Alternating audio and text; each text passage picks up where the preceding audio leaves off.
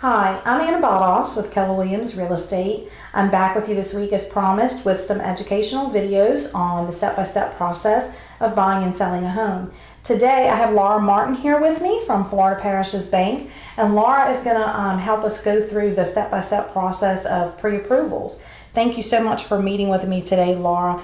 Could you tell us the importance of pre-approvals and what to look for in a mortgage lender? Thank you very much for having me today, Anna. What to look for in a lender. Most people tend to only look for rate, the best rate, and fees. But they should also look for a lender that has a good reputation for customer service. Somebody that has a good reputation for customer service will always return their calls, which is important. We'll get their loan to closing on a timely manner, Right. which is very important. Right.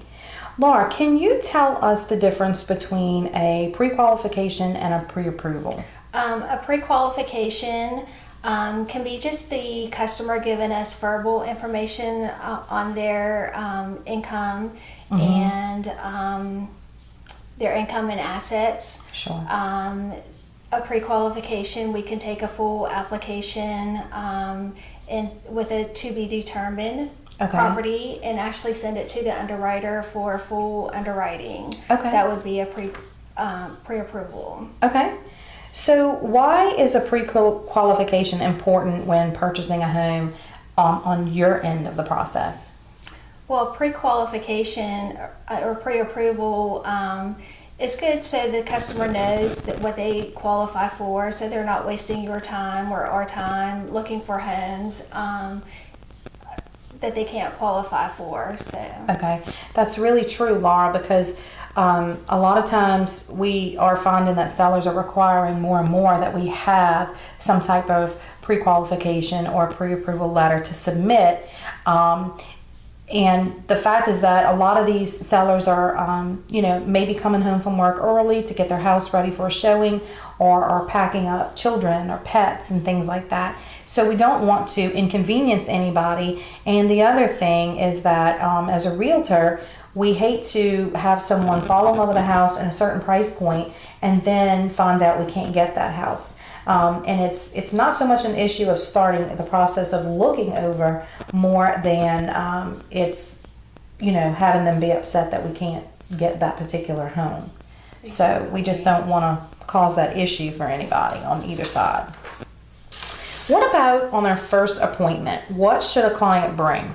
I usually ask the client to bring their driver's license, 30 days pay stubs, 2 years tax returns and W-2s to go with those tax returns, and 60 days checking account, savings account, bank statements for assets that they're going to need for closing. Okay.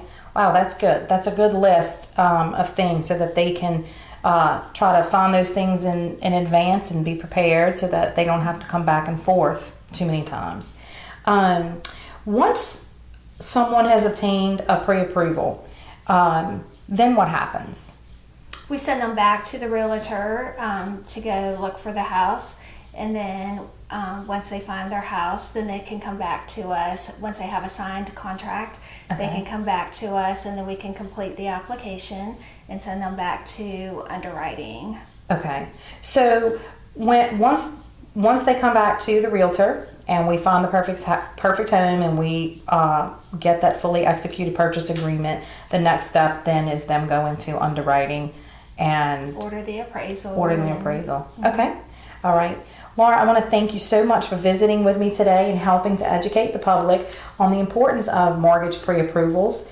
At this point, I'd like to invite anyone who would like to help be a part of any of these educational vlogs to educate the public on your services or processes that you know about with buying and selling a home, even if it's investment property. Please feel free to contact me and we can set up a time to talk about being on a future vlog.